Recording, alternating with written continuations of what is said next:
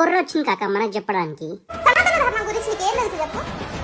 సంవత్సరాలు, వందల సంవత్సరాలుగా భారతదేశంలో అంటరానితనం అని చెప్పేసి, కుల వివక్ష అని చెప్పేసి, అంటూ ముట్టు అని చెప్పేసి నానా రకాలైనటువంటి మూఢాచారాలతో, నానా రకాలైనటువంటి కట్టుబాట్లతోటి ఆహా, ఇప్పుడు నీకే తెలుసు మా ధర్మం గురించి, నువ్వు నాకు చెప్పొచ్చినావా? నేను చెప్తా రాసుకో. నువ్వు మాట్లాడేది వర్ణాస్ గురించి, క్యాస్టింగ్ సిస్టమ్ కాదది. వర్ణాస్ అంటే భగవద్గీతలో ఉంది, varnas are divided into 4 types. And నువ్వు ఏ వర్ణం కిందకి వస్తావు, నువ్వు చేసే పని మీద ఉంటుంది. నీ పుట్టుకతో సంబంధం లేదు. గొర్రెనాయలా సరిగ్గా చదువురి. అండ్ వర్ణాస్ లో కూడా నువ్వు పని చేంజ్ చేస్తే నీ వర్ణాలు కూడా చేంజ్ అవుతుంది. అంత ఫ్లెక్సిబుల్ ఉండే సనాతన ధర్మంలో స్టార్టింగ్ లా. ఇప్పుడు క్యాస్ట్ సిస్టమ్ గురించి మాట్లాడదాం. క్యాస్ట్ సిస్టమ్ ఎవరు పట్టుకొచ్చింది తెలుసా? మీలాంటి గొర్రెనాయలను బ్రిటిషర్స్ బయటికి నీటికి వచ్చి బతుకుతామని చెప్పేసి ఇండియన్ రూల్ చేసేటప్పుడు ఆనా గొర్రె కొడుకులు క్రియేట్ చేసింది క్యాస్ట్ సిస్టమ్. 1871 నుంచి 1901 వరకు క్యాస్ట్ సెన్సస్ అన్ని లెక్కలు తీసి ఆనా కొడుకులు 2000 క్యాస్ట్ లు తయారు చేసారు. ఆ 2000 క్యాస్ట్ వల్ల మళ్ళా సబ్ డివిజన్లు, ఆ సబ్ డివిజన్ లోనే క్రియేట్ అయింది అంటరానితనం. మా సనాతన ధర్మంలో లేదది. మీ గొర్రె బాడుకోలే పట్టుకొచ్చి ఇండియాకి అదొక రోగంలా అంటుకున్నది. మీరు చెప్పొచ్చు ఇప్పుడు నాకు మా సనాతన ధర్మంలో ఉంది, మా సనాతన ధర్మంలో ఉంది. మాకు తెలుసు ఏముందో ఏం లేదు.